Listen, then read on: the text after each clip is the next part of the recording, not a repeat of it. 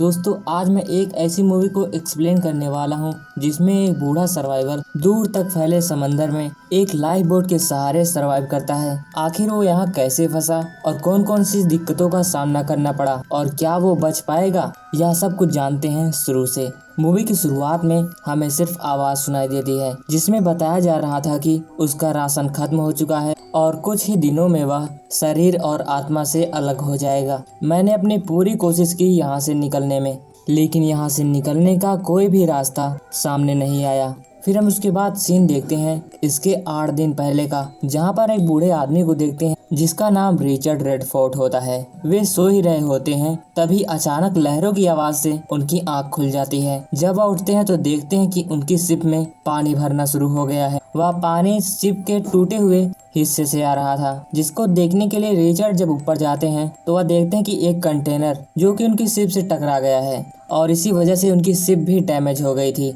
वह उस कंटेनर को शिप से दूर करने के लिए सबसे पहले अपने शिप के पर्दे को नीचे उतारते हैं, जिसके बाद एक पाइप के सहारे से वह उस कंटेनर को दूर करने की कोशिश करते हैं। जब कंटेनर शिप से दूर हो जाता है तो वह अपने शिप के पर्दे को खोल के हवा के ही सहारे आगे बढ़ते हैं। दरअसल उनके शिप में कुछ खराबी आ गई थी, जिसकी वजह से वह मोटर के सहारे नहीं चल सकती थी, इसीलिए उनको वहां पर इंतजार करना पड़ रहा था। जिसके बाद वह शिप में रखे ग्लू की सहायता से शिप में लगने वाले कपड़े से उस डैमेज एरिया को बंद कर देते हैं। जिसके बाद वे अपने सारे उपयोगी सामान को धूप में सुखा देते हैं और ऐसा करते हुए उनको शाम हो जाती है। फिर हम रात का सीन देखते हैं जब रिचर्ड शिप के अंदर एक झूले के सहारे सोए हुए होते हैं। अगले दिन सुबह होने पर सबसे पहले वह डैमेज एरिया को चेक करते हैं कि क्या वह प्रॉपर फिक्स हो चुका है। वह डैमेज एरिया फिक्स हो चुका था, लेकिन उसको और ज्यादा ठीक करने के लिए रिचर्ड ने उसमें और ग्लू लगाया। जिसके बाद शिप के अंदर जितना भी पानी था वह उसको बाहर निकालते हैं और शिप के हर एरिया को वह कपड़े से सुखाते हैं।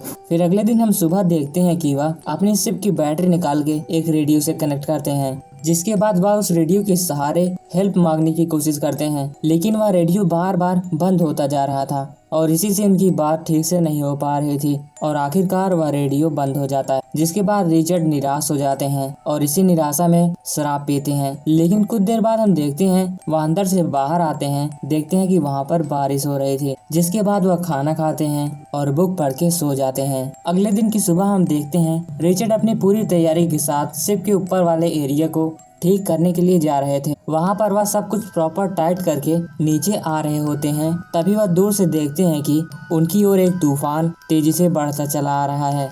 इसीलिए रिचर्ड शिप में जा करके तूफान से होने वाली नुकसानों की पहले ही तैयारी कर लेते हैं। तभी वहाँ जोर से हवा चलने लगती है, जिससे कि रिचर्ड का शिप उनके कंट्रोल से बाहर होने लगता है। इसीलिए वह उन सबको छोड़ के शिप में जा करके स्विमिंग सूट पहन के तैयार होकर के फिर से बाहर आते हैं। इस बार तूफान और भी तगड़ा होता है। जब वह शिप के बाहर ही होते हैं तभी एक बार शिप एक लहर से टकरा करके समुद्र के अंदर चली जाती है और फिर बाहर आती है। एक बार फिर रिचर्ड शिप के अंदर जाते हैं, वहाँ पर वह बैठे ही होते हैं, तभी उनकी शिप बड़ी बड़ी लहरों की वजह से पलटने लगती है, जिससे कि रिचर्ड के सिर पे वहाँ पर बार बार इधर उधर गिरने से चोट लग जाती है। अब रिचर्ड को पता चल गया था कि यहाँ पर रहना खतरे से खाली नहीं है, इसीलिए वह अपने लाइफ बोट लेते हैं, उसे समुद्र में ले जाकर के छोड़ देते हैं। जिसके बाद वो भी उसी में जाकर के शिफ्ट हो जाते हैं। फिर हम सुबह का सीन देखते हैं जब रिचर्ड सुबह उठ के लाइफ बोट से बाहर देखते हैं।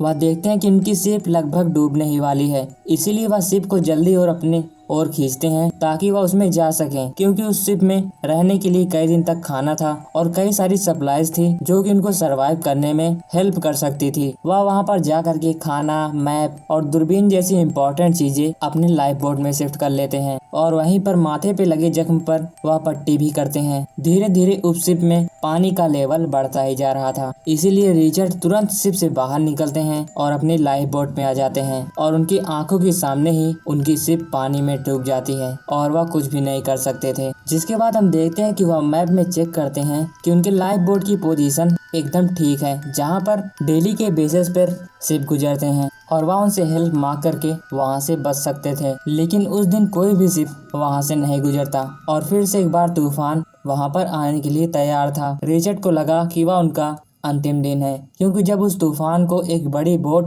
नहीं सहन कर पाई, फिर उसके सामने ये लाइफ बोट क्या है। रिचर्ड अगली सुबह देखने की उम्मीद में उस लाइफ बोट में सरवाइव कर एक बार तो बड़ी लहर की वजह से उनकी लाइफ बोट भी पलट गई थी, लेकिन रिचर्ड हिम्मत न हारते हुए अपनी बोट को सीधा करते हैं और एक बार फिर से बोट में बैठते हैं, जिसके बाद रिचर्ड अपने कानों पे हाथ रख के वहीं पर सो जाते हैं। फिर हम सुबह का सीन देखते हैं जब रिचर्ड अपनी बोट से इकट्ठे हुए पानी को बाहर निकाल रहे थे और उनके लाइफ बोट की हवा भी कम हो गई थी। वह किसी भी तरह से वाष्प से बने पानी को बना कर पी रहे थे। उनकी खाने की सप्लाई भी खत्म हो चुकी थी, इसीलिए वह मछली पकड़ने के लिए एक जाल बनाते हैं और इस जाल को समुद्र में डाल देते हैं। तभी रिचर्ड देखते हैं कि शिप के आने का समय हो गया होता है और वह दूर दूर देखते हैं कि कोई शिप दिखाई नहीं देता। लेकिन तभी रिचर्ड को एक बड़ा शिप जाता हुआ दिखाई देता है। वह फ्लेयर की सहायता से उसे बुलाने की कोशिश करते हैं, लेकिन उस शिप का ध्यान उनके ऊपर नहीं जाता और वह शिप उनके किनारे से ही निकल जाता है। जिसके बाद रिचर्ड मायूस हो जाते हैं और देखते हैं कि उनके जाल में मछली फंसी या नहीं। वह जैसे ही अपने जाल को खींचने लगते हैं वैसे वह देखते हैं कि वहाँ पर शार्क्स भी हैं। जिसके बाद रिचर्ड और भी डर जाते हैं। फिर से एक बार रात को एक और शिप वहीं से गुजरता है। रिचर्ड फ्लेयर गन की सहायता से उन्हें अपनी ओर आकर्षित करने की कोशिश करते हैं। वह 2 बार फ्लेयर गन लगाते हैं, लेकिन उधर से कोई भी रिस्पॉन्स नहीं आता और ना ही उसे कोई बचाने आता है। जिसके बाद हम अगली सुबह देखते हैं जब रिचर्ड पूरी तरह से हार मान चुका था। ना ही उसके पास खाने के लिए खाना था, ना ही पीने के लिए पानी। इसीलिए वह डायरी उठाता है और अपने शब्दों को बयां करना शुरू कर देता है। उस चिट्ठी में सब कुछ लिखने के बाद रिचर्ड उसे एक डिब्बे में रख करके समुद्र में छोड़ देते हैं। फिर हम रात का सीन देखते हैं जब रिचर्ड की ओर से एक और शिप गुजरने वाला था और उनके पास अब तो फ्लेयर गन भी नहीं थी। इसीलिए रिचर्ड वहां पर रखे सामान को लाइफ बोट पर ही आग लगाने लगते हैं और धीरे धीरे करके वह सब कुछ जलाने लगते हैं और आखिरकार वह कूद के पानी में चले जाते हैं और अपने लाइफ बोट को भी आग लगा देते हैं। उन्होंने अपनी पूरी आखिरी कोशिश तक जिंदा रहने की कोशिश की। रिचर्ड यह सोचते हुए पानी में डूब जाते हैं और उनकी लाइफ बोट पानी के ऊपर ही जलती रहती है। तभी उनकी लाइफ बोट के किनारे से ही एक बड़ी शिप गुजर जाती है। रिचर्ड पानी के अंदर से ही सब कुछ ऊपर देख रहे थे। तभी रिचर्ड देखते हैं कि कोई टॉर्च के सहारे वहाँ एक लाइफ बोट लेकर आया था। जिसके बाद रिचर्ड के मन में एक और नई उम्मीद जागती है और वह फिर से तैरते हुए ऊपर की ओर जाते हैं और एक हाथ आता है और उन्हें ऊपर खींच लेता है। जिसके बाद यह मूवी यहीं पर खत्म हो जाती है। तो दोस्तों, देखा आपने कैसे एक बूढ़े आदमी ने अकेले ही समुद्र में 8 दिनों तक सरवाइव कर गए।